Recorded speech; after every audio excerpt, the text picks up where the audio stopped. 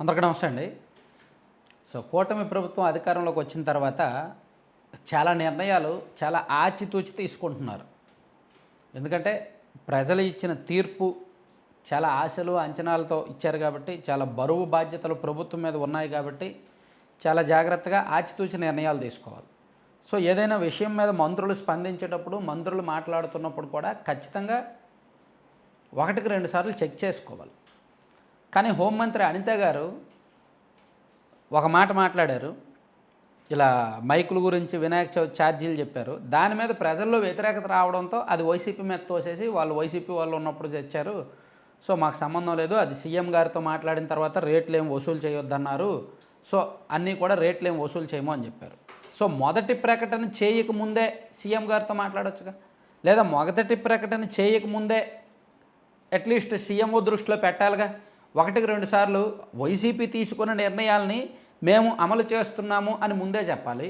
లేదా వైసీపీ ఈ నిర్ణయం తీసుకుంది కదా, దీనిలో ప్రజల్లో వ్యతిరేకత ఉంటుంది కాబట్టి మనం ఇప్పుడు అమలు చేయకూడదు అని దాన్ని ఆపాలి. అంటే ఏదో ఒకటి ఎక్కడో దగ్గర స్టాప్ చేయాలి. కానీ ప్రజల్లో వ్యతిరేకత వచ్చిన తర్వాత దాని మీద యూటర్న్ తీసుకోవడం అనేది ఖచ్చితంగా తప్పుకు దొరికినట్టే. హోంమంత్రి అనిత గారు మనం చాలా క్లియర్గా చూడొచ్చు. ఆమె వినాయక చవితి ముందు రోజు మాట్లాడినప్పుడేమో చవితి సంబరాలకి కానీ వినాయక చవితి పండగకి కానీ ఎక్కడ ఎటువంటి ఇబ్బందులు లేకుండా చూసుకునే బాధ్యత కూడా మేము తీసుకుంటున్నాం.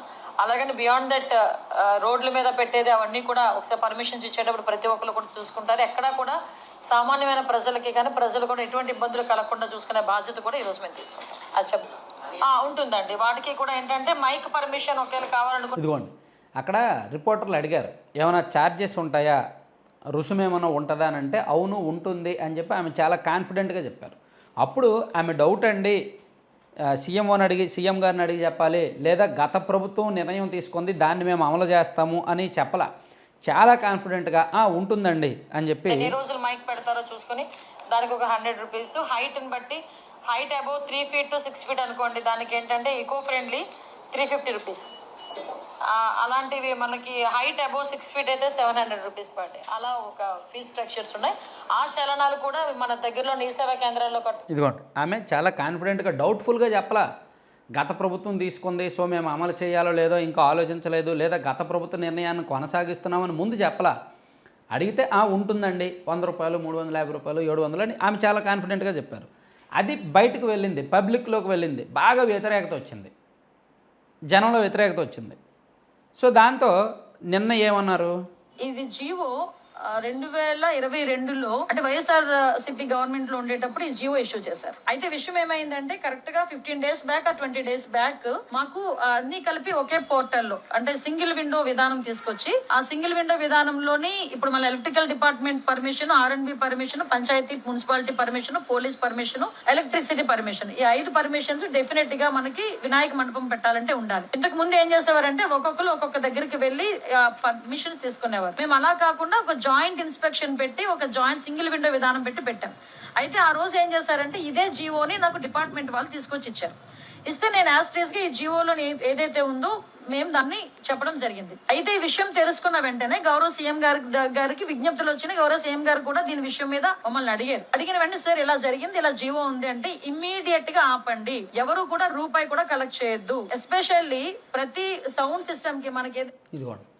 గౌరవ సీఎం గారి దృష్టికి వెళ్ళింది, ఆయన ఇమీడియట్గా ఆపండి, రూపాయి కూడా వసూలు చేయొద్దు అని చెప్పారు. కరెక్టే.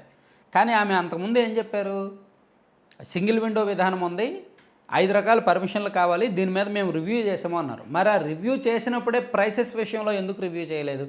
2022లో వైసీపీ తెచ్చిన జీవో ఉద్యాన్ని ఎలా అమలు చేయాలనుకున్నారు? ఇటువంటి నిర్ణయాల్లో అంటే మంత్రి గారి సొంత నిర్ణయమా, లేదంటే ప్రభుత్వం నుంచి పెద్దలు వచ్చిన నిర్ణయమా?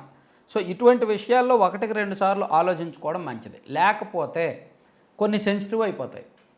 కొన్ని చూడండి, ఆల్రెడీ వైసీపీ వాళ్ళు నెగిటివ్ ప్రచారం స్టార్ట్ చేశారు, హిందువులకు వ్యతిరేకం అని. వాళ్ళు తీసుకొచ్చిన జీవోనే కావచ్చు, వాళ్ళు అధికారంలో ఉన్నప్పుడు చేసిన పని వీళ్ళు కొనసాగిస్తే వీళ్ళ మీద వాళ్ళు బురద జల్లేస్తారు. ఎందుకంటే వాళ్ళకు అటువంటి విలువలు అవంటి ఏమి ఉండవు, ఏం పట్టించుకోరు, వాళ్ళకి కనిపించదు. కానీ వీళ్ళ మీద బాధ్యత ఉంది కదా.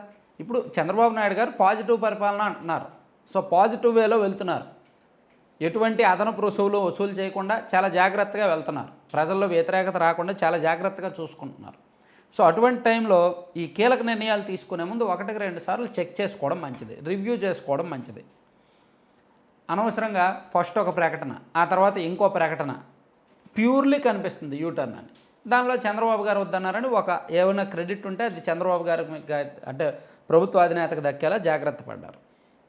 సో దీనివలన ఏంటంటే కొంచెం డివైడ్ టాక్ వస్తుంది, కొంతమంది విభేదిస్తారు, ప్లస్ సెన్సిటివ్గా మారిపోయే అవకాశం కూడా ఉంటుందన్నమాట.